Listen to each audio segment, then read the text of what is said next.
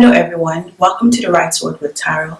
Today I'll be speaking on recovery of premises to avoid cases of landlords resorting to self-help when evicting a tenant, as that will amount to unlawful eviction.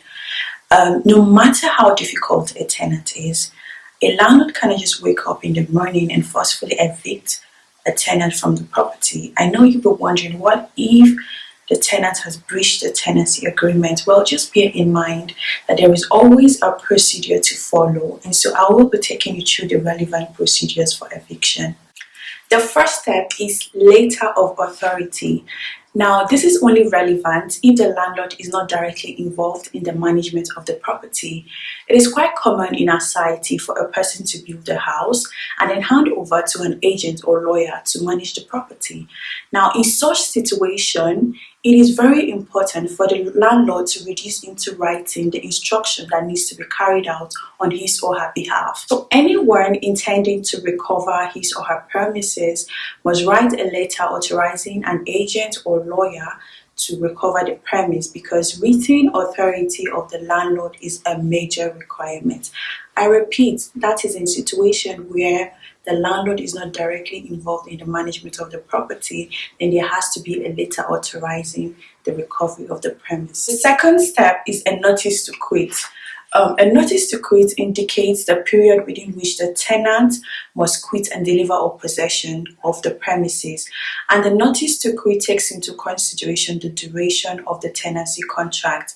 In this part of the world, I believe yearly tenancy contract is the most common.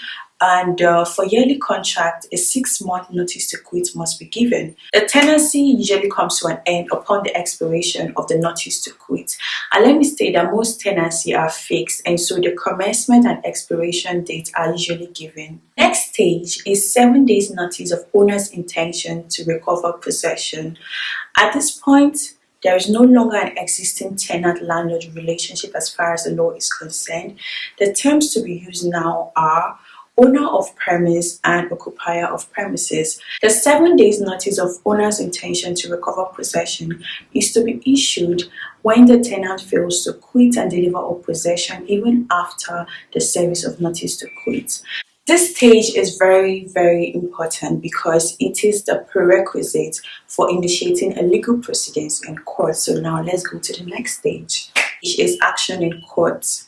In a situation whereby a landlord has issued a letter of authority, a notice to quit, a 7 days notice of owner's intention to recover possession, but still no compliance by the tenant, then I think the reasonable thing to do is to file an action in court to recover your possession.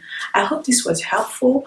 Make sure you subscribe if you are yet to, so that you get a notification when next I upload a video. Thanks.